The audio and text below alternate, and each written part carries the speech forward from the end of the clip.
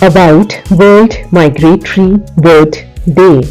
World Migratory Bird Day is celebrated on the second Saturday in May and the second Saturday in October.